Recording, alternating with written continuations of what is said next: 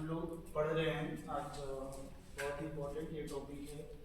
देखा जाए तो 11th क्लास में ये आपका सेट का टॉपिक है, जिसमें आपको पहला टॉपिक ये बताया जा रहा है यूनियन।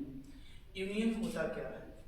तो यूनियन को हम लोग लिखते हैं जैसे दो सेट यहाँ दिया हुआ है, एक ए है दूसरा बी है। तो यूनियन का मतलब हो गया सेट ए और सेट बी का हमें निकालना है यूनियन। यूनियन का ये सिंबल होता है। तो इसको हम पढ़ेंगे set of A union B. तो यूनियन को डिफाइन कैसे किया गया है? कहता है the set of elements contain either means A और सेट बी। मतलब वैसे एलिमेंट्स का आपको सेट तैयार करना है जो एलिमेंट्स सेट ए में होगा अथवा बी में होगा या फिर दोनों में होगा। जैसे इसको अगर डायग्राम के मदद से अगर समझना चाहेंगे तो सपोज ये जो डायग्राम बनाया गया है, ये जो स्क्वायर बनाया जाता है, ये स्क्वायर का मतलब हो गया यूनिवर्सल सेट। इसको में सपोज ये आपका सेट ए है और ये जो है ये सेट बी दिया हुआ है। तो ए यूनियन बी का मतलब हो गया कि ए का भी हिस्सा आपको लिखना होगा और बी का भी हिस्सा लिखना होगा, और साथ में दोनों में जो हिस्सा कॉमन आता है तो ये कॉमन आता है उस हिस्सा को भी लिखते हैं। तो ये जो डायग्राम हुआ ये ए यूनियन बी का, इसका कहने का मतलब हो गया कि आपको वो सारे एलिमेंट्स को लिखना है जो ए के अंदर आता है अथवा बी के अंदर आता है या फिर दोनों का अंदर आता है। तो दोनों में जो भी आपका एलिमेंट्स रहेगा वो ऑल एलिमेंट्स को आपको लिखना है। जैसे कि हम लोग यहाँ एग्जांपल देख रहे हैं, सपोज सेट ए जो दिया हुआ है इसमें 1 2 3 4 5 ये टोटल 5 एलिमेंट्स लिया गया। सेट बी में जो लिया गया वो 1 3 5 7 और 9 लिया गया। हमें फाइंड करना है ए यूनियन बी। तो देखिए ए यूनियन बी निकालने के लिए हम लोग क्या करेंगे, ऐसा नहीं है कि मतलब अंधाई लिख देंगे। आपको क्या करना है, पहले देखना है सेट ए। तो सेट ए के अंदर जितने भी सारे एलिमेंट्स है, पहले इन सारे एलिमेंट्स को हम लोग एक लाइन में एक साथ लिखेंगे। जैसे सेट ए के अंदर जो एलिमेंट्स यहाँ पे दिया हुआ था वो है आपका 1 2 3 4 और 5। हम लोग ए के सारे एलिमेंट्स को यहाँ लिख दिए। अब क्या करना है, बी के भी और एलिमेंट्स को यहाँ लिखना है। लेकिन ध्यान में ये रखना है कि जो एलिमेंट्स को हम लोगों ने पहले लिख चुका है उसको हम लोग दोबारा नहीं लिखेंगे। जैसे कि यहाँ पे एक आ रहा है, एक मेरा ऑलरेडी लिखा चुका है तो दोबारा हम एक को नहीं लिखेंगे। अब ये नेक्स्ट आपका 3 है, ये 3 को हम पहले लिख चुके हैं तो इसको दोबारा नहीं लिखेंगे। ये 5 है तो 5 को भी हम लिख चुके हैं तो इसको अब नहीं लिख सकते हैं। अब अगर 7 देखा जाए तो इसको हमने पहले नहीं लिखा था तो अब आप लिखेंगे 7 और 9। तो ये आपको आ गया ए यूनियन बी। अगर आप इसको देखते हैं तो ये ए यूनियन बी जो आपका सेट तैयार हुआ, इस सेट के अंदर ए का ऑल एलिमेंट से साथ में बी का भी ऑल एलिमेंट से। जैसा कि आप देख रहे हैं कि सेट ए में 1 2 3 4 और 5 था, उसी तरह से ए यूनियन बी निकाले, यहाँ पर भी 1 2 3 4 और 5 आ गया। सेट बी का भी ऑल एलिमेंट्स इसके अंदर है क्योंकि इसमें एलिमेंट्स था 1 3 5 7 9। तो यहाँ भी है 1 3 5 7 9। तो इसके अंदर ए का भी एलिमेंट्स है और बी का भी एलिमेंट्स है, और दोनों के अंदर जो एलिमेंट्स थे वो सारे एलिमेंट्स मौजूद है। तो इसी को नाम दिया जाता है ए यूनियन बी। तो नेक्स्ट हम लोग समझते हैं, यहाँ पे समझे ए यूनियन बी यानी यूनियन कैसे निकालते हैं। ये यूनियन का लैंग्वेज मीनिंग होता है ए और बी।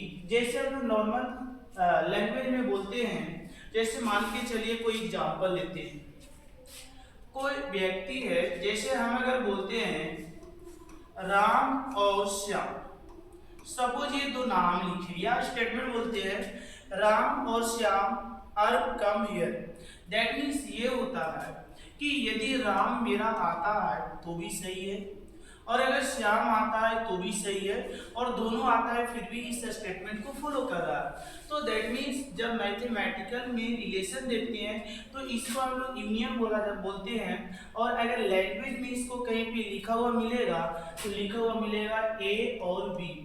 जैसे आपको ऐसा हम लोग बात करते हैं, कोई नंबर है जो डिविजिबल होगा 2 और 3 से, तो इसका मतलब है कि वो नंबर 2 से भी डिविजिबल हो सकता है, 3 से भी हो सकता है, और दोनों से भी हो सकता है। इस केस में भी हम लोग यहाँ पे जो फाइंड करेंगे वो यूनियन को ही फाइंड करते हैं।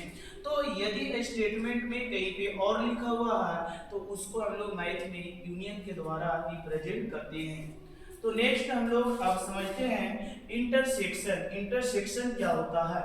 देखिए इंटरसेक्शन जो है ना, यूनियन के अपोजिट डायरेक्शन होता है। जैसे ए यूनियन बी ऊपर की ओर लिखा जाता है तो इसको हम लोग पढ़ते हैं यूनियन, लेकिन अगर यही यू को उल्टा कर दिया जाए, बेंड कर दिया जाए, तो इसको हम लोग पढ़ते हैं इंटरसेक्शन। जैसे यूनियन को हम लोग लिखते हैं और, उसी तरह से ये इंटरसेक्शन को हम लोग लिखेंगे एंड। ये एंड लिखने का मतलब हुआ कि सिर्फ आपको उसी को लिखना है जो ए में भी है और बी में भी है।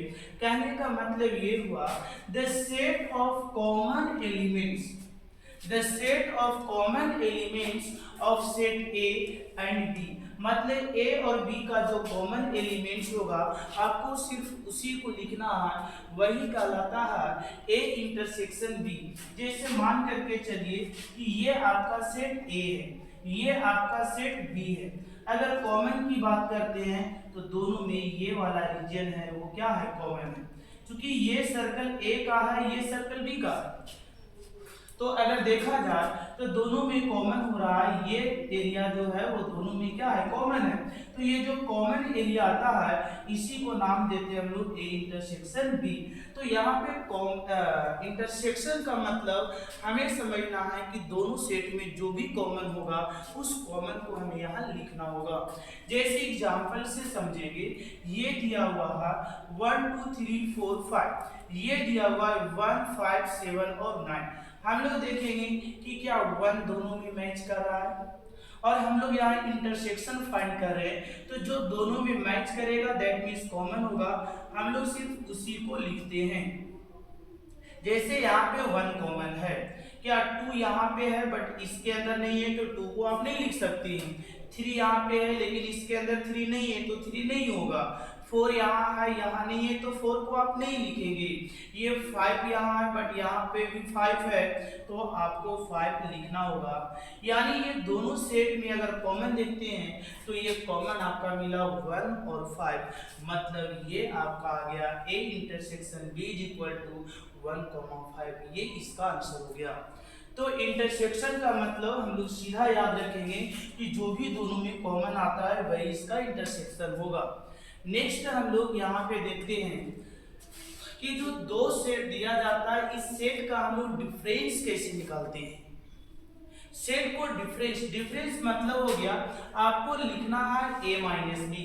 तो देखो a माइनस बी का मतलब हो गया कि वैसे एलिमेंट्स का आपको सेट तैयार करना है जो रहेगा a में बट नहीं रहेगा b में, जो सेट a के अंदर हो किंतु b के अंदर वो नहीं रहना चाहिए। जैसे अगर यहाँ पे वेन डायग्राम से समझे, ये सपोज सेट a है, ये आपका b है, तो देखिए a वाला अगर हिस्सा देखते हैं तो ये a का एरिया आता है, ये एरिया आपका b का है, तो हमें a का वैसा एरिया लिखना है जो b से इंडिपेंडेंट है। तो b से इंडिपेंडेंट आपका एरिया ये आ रहा है, मतलब ये जो इतना एरिया आया इसी को हम लोग नाम देते हैं a माइनस बी। यानी a का वैसा एरिया लिखना है जो b के अंतर्गत नहीं आता है। जैसे एग्जांपल से समझेंगे a माइनस बी। देखो जब a माइनस बी निकालेंगे ना तो मतलब हमें सिर्फ सेट a से होगा। सेट a में देखना यहाँ पे एलिमेंट्स 1 है, क्या 1 इसके अंदर है? नहीं, तो नहीं है तो आप 1 लिख देंगे। दूसरा, यहाँ 2, क्या इसके अंदर 2 है तो आप 2 नहीं लिखेंगे, क्योंकि वैसे एलिमेंट्स को नहीं लिखना है जो बी के अंदर आता है। आपको सिर्फ वही ए का वही एलिमेंट्स को लिखेंगे जो ए में है बट बी सेट में नहीं होना चाहिए। जैसे 2 यहाँ पे है बट यहाँ भी है, इसलिए 2 नहीं लिखेंगे। 3 यहाँ है किंतु यहाँ 3 नहीं है, तो आप 3 को लिखेंगे। यहाँ पे 4 है बट यहाँ 4 नहीं है, तो आप 4 को नहीं लिखेंगे। यहाँ पे 5 है और यहाँ 5 नहीं है, तो आपको 5 लिखना होगा। अब यहाँ पे बोलेंगे कि 6 और 8 जो है वो बच गया, तो हमें ए से मतलब होगा बी से नहीं। मतलब ए का वैसे एलिमेंट्स को आपको लिखना होगा जो बी के अंदर नहीं आता है। जैसे यहाँ पे 1 है, वही ए में है, बी में नहीं है। अगर 3 देखते हैं तो ए में है बट बी में नहीं है।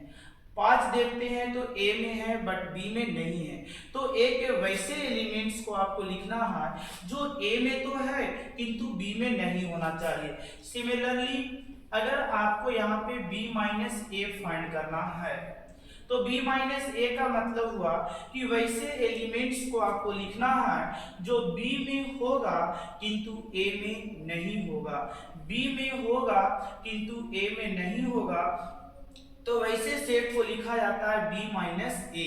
जैसे यहाँ पे समझेंगे, ये b में ये 2 है, a में भी 2 है, तो 2 को नहीं लिख सकते हैं। अगर यहाँ देखते हैं तो ये 4 है, इसके अंदर भी 4 है, तो आप 4 को नहीं लिख सकते हैं। 6 यहाँ पे है लेकिन यहाँ पे 6 नहीं है, तो आप 6 लिख सकते हैं। यहाँ 8 है, इसके अंदर 8 नहीं है, तो आप ये 8 को लिखेंगे। तो देखो b माइनस ए का मतलब हो गया वैसे एलिमेंट्स का सेट तैयार करना है जो b के अंदर हो किंतु a के अंदर नहीं होनी चाहिए। तो ये आपका 6 और आपका 8 हो गया।